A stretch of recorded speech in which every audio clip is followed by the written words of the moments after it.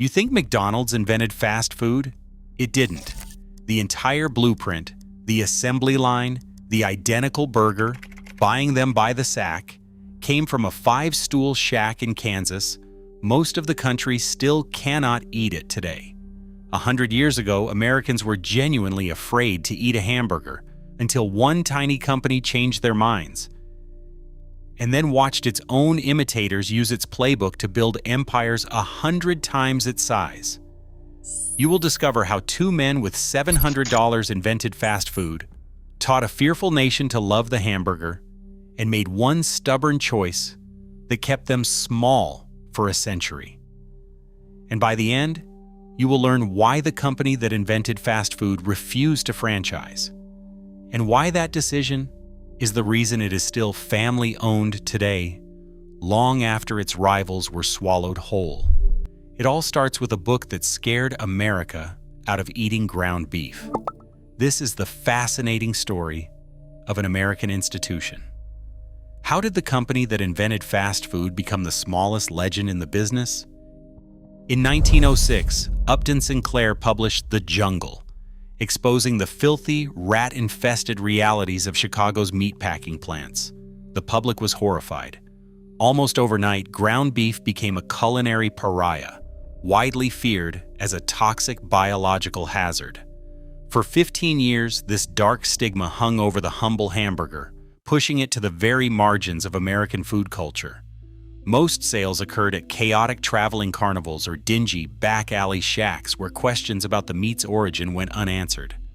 Respectable families stayed far away, leaving the mystery patties to the desperate or the reckless.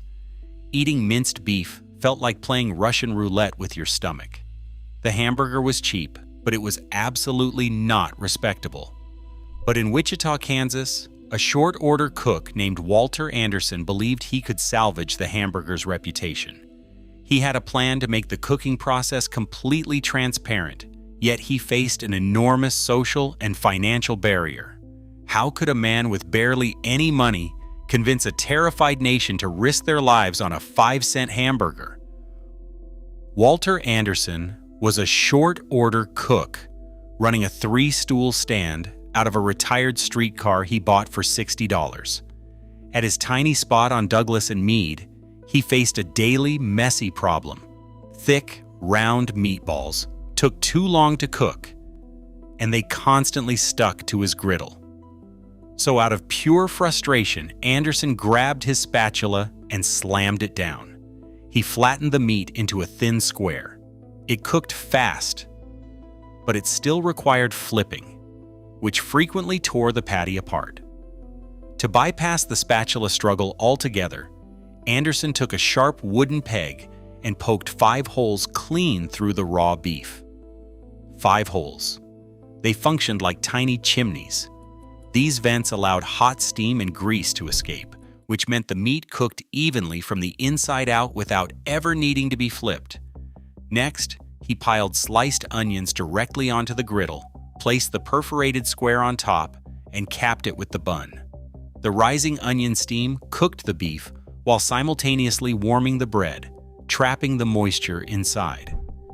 It was pure griddle-side geometry. Every single choice solved a concrete problem of speed, fuel, and consistency, transforming a notoriously unreliable menu item into a fast, predictable science. But while Anderson had conquered the physics of the griddle, he was still operating out of a cramped, grease-stained streetcar. He had created the perfect, efficient hamburger, but he had yet to solve the grander problem of how to make a suspicious public actually trust it enough to take a bite. In 1921, Anderson met Edgar Waldo Billy Ingram, a sharp local insurance and real estate broker who saw retail potential in the 5-cent patty. But to scale up, they needed capital, so they scraped together $700 borrowed dollars to open their first official stand on the corner of First and Main. They did not build a typical diner. Instead, they constructed a tiny fortress of white brick, choosing a name engineered to dismantle consumer dread: White Castle. White promised surgical purity in a post-inspection era, while Castle projected strength and permanence. This design language, which eventually drew from the Gothic turrets of Chicago's Water Tower, became a physical manifesto. Behind the counter, the theater of sanitation took over. Customers stared directly at gleaming stainless steel, watching cooks in spotless white uniforms and crisp paper hats prepare the beef on site.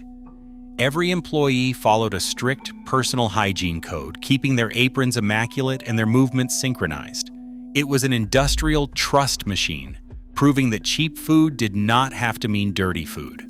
They had built a spotless stage with a spotless name, but could a clean building really erase the grimy smell of national suspicion? The 5-cent price was cheap, but the physical size of the square slider created a completely new eating habit. Because they were so small, nobody bought just one. Customers naturally ordered them by the half dozen. So Billy Ingram leaned directly into this behavior, coining a marketing battle cry, "Buy 'em by the sack." Suddenly, buying burgers became a volume game. In 1922, Wichita onlookers watched local children sprint out of the white fortresses clutching paper bags, ferrying hot sliders to wealthy mothers waiting in idling Cadillac and Packard motor cars. This 5-cent patty was bridging a massive social divide, transforming a low-class street food into a universally craved family ritual. But feeding an entire nation by the sackful required far more than just a clever slogan and enthusiastic kids. To scale up, Ingram and Anderson had to eliminate human error from the kitchen entirely, so they wrote a highly detailed manual called The System of Eating. This was not a collection of recipes. Instead, they created a precise engineering blueprint for a human assembly line. The manual dictated the exact thickness of every raw patty, the geometric layout of the 5 holes, and the sequence of the onions, which meant that a slider bought in Chicago tasted identical to one cooked in Wichita. Even the movements of the cooks were choreographed for speed. A worker had only a few seconds to assemble a slider, wrap it in paper, and slide it across the stainless steel counter. But speed was useless without absolute trust, so they turned the restaurant into a theater of hygiene. They hung a look-yourself-over chart in the back, forcing workers to examine their uniforms, fingernails, and shoe polish before starting a shift. Disposable paper hats replaced dirty fabric headgear, guaranteeing a spotless appearance at minimal cost. Every white-clad cook became a synchronized gear in an industrial machine. This operational theater existed years before the McDonald brothers streamlined their kitchen in California, making White Castle the actual architect of the fast food operating system. Predictability was now packaged as a highly profitable science, yet this perfect blueprint for rapid national expansion was held tightly by a family that deeply distrusted outside investors. If the creators of this system refused to use their own map to conquer the world, someone else surely would. Instead of buying buns and beef from local vendors, Ingram decided the company had to manufacture absolutely everything itself. So White Castle built its own industrial empire behind the counter. They established dedicated meat processing plants in Zanesville, Ohio, and ran corporate bakeries to bake every single square bun. A custom paper hat subsidiary churned out 42 million disposable caps in a single year. But their most radical engineering leap was the restaurant building itself. In 1934, they founded Porcelain Steel Buildings, a division that manufactured prefabricated steel frames clad in glossy porcelain enamel. These entire castles were bolted together on leased street corners. If a lease expired or foot traffic dried up, workers simply unbolted the walls, loaded them onto flatbeds, and moved the entire restaurant to a better neighborhood. They had built a heavy manufacturing complex just to feed a handful of tiny stands, which meant they were spending millions on factories, while their competitors spent nothing on infrastructure, leaving the gates wide open for imitators who wanted to run much faster. But as the system hardened into steel, the partnership dissolved. In 1933, Walter Anderson decided He had flipped enough burgers, so he sold his half of the company to Billy Ingram for $340,000. Just like that, the inventor walked away. He traded the hot griddle for the open sky, spending his payout on private aircraft. This left Ingram in sole control. By 1934, he packed up the headquarters and relocated to Columbus, Ohio. The strategist now held all the keys, but his absolute control meant the young empire would have to grow entirely on his own stubborn terms. Ingram now held absolute authority, but he had no intention of building a typical corporate empire. Instead, he laid down a rigid three-part doctrine of ownership that defied every emerging rule of American business. First, White Castle would never, under any circumstances, franchise a single location. Second, the company would refuse to take on heavy debt.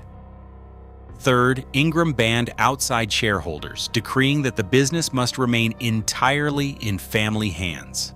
This meant every new castle had to be built with cold, hard cash already sitting in the company till. It was a slow way to grow. Because Ingram refused to borrow, expansion was strictly chained to the geographic reach of his own supply plants and bakeries. He chose control over scale. If a new market lay too far from a corporate bun factory, it simply did not get a White Castle. To Ingram, a smaller, perfect chain was infinitely better than a massive, compromised one. But this obsessive self-reliance created a massive bottleneck just as the post-war highway boom was about to explode. While Ingram stood guard over his slow-growing castles, a new breed of aggressive competitors was preparing to use his exact operational systems to launch a global fast food gold rush. In 1961, this stubborn family caution collided with a colossal achievement. White Castle became the first restaurant chain in history to sell 1 billion hamburgers, crossing that historic mark 2 full years before McDonald's, and it belonged entirely to a fiercely loyal, almost ritualistic community of local cravers. The system worked, but while 1 billion burgers proved their slow and steady model was highly profitable, it also exposed a painful vulnerability. As franchised rivals aggressively paved over the post-war suburbs, White Castle's cash-only fortresses faced an industry that suddenly valued sheer scale over perfection. In 1937, Richard and Maurice McDonald opened a tiny hot dog and burger stand in San Bernardino, California. Using the exact assembly line logic, White Castle had spent 16 years refining, but they lacked the mechanism to spread it. That changed in 1955, when a milkshake machine salesman named Ray Kroc took the brothers' system and unleashed the ultimate growth lever: aggressive, relentless franchising. Kroc didn't invent a better burger. He just invented a way to make other people pay to build his restaurants. By 1960, McDonald's had already surged past 500 locations, matching White Castle's entire 40-year footprint in a fraction of the time. While McDonald's used local franchisees' cash to conquer every new highway exit, Billy Ingram watched from Columbus, holding a fortress that grew only when his own bank account allowed it. This left White Castle with a painful choice. Do they finally capitulate to the franchising boom? Or do they find a way to sell their famous slider without building a single new restaurant? Ingram's strict, cash-only doctrine locked the chain into a rigid defensive map. Instead of spreading nationwide, the restaurants clustered tightly in just a dozen Midwestern markets, tethered to company supply lines. If a town sat too far from a corporate bakery, it simply got nothing. This stubborn geometry had a stinging consequence. In 1938, White Castle closed its original Wichita stands, abandoning the state of Kansas entirely. The very birthplace of the fast food system became a dead zone for the slider, but Ingram was already eyeing a radical way to bypass the map entirely, pushing the burger out of the castle and into an unexpected new frontier. For decades, loyal fans had been buying sliders by the sack, freezing them at home, and shipping them to states without a single castle. So in 1987, the company cut out the middleman. They launched a retail division that put frozen sliders into grocery aisles nationwide. Suddenly, a diner in Seattle could microwave a lunch identical to one cooked in Columbus, which meant the brand conquered all 50 states without laying a single brick. Devotion replaced expansion. That obsession culminated in the 2004 film Harold and Kumar Go to White Castle, and a 2014 accolade from Time magazine crowning the slider the most influential burger ever. Yet as corporate giants conquer the globe, one stubborn irony remains.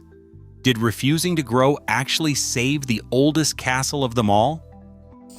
Today, White Castle remains entirely privately held, still guided by the same stubborn rules Billy Ingram set down a century ago.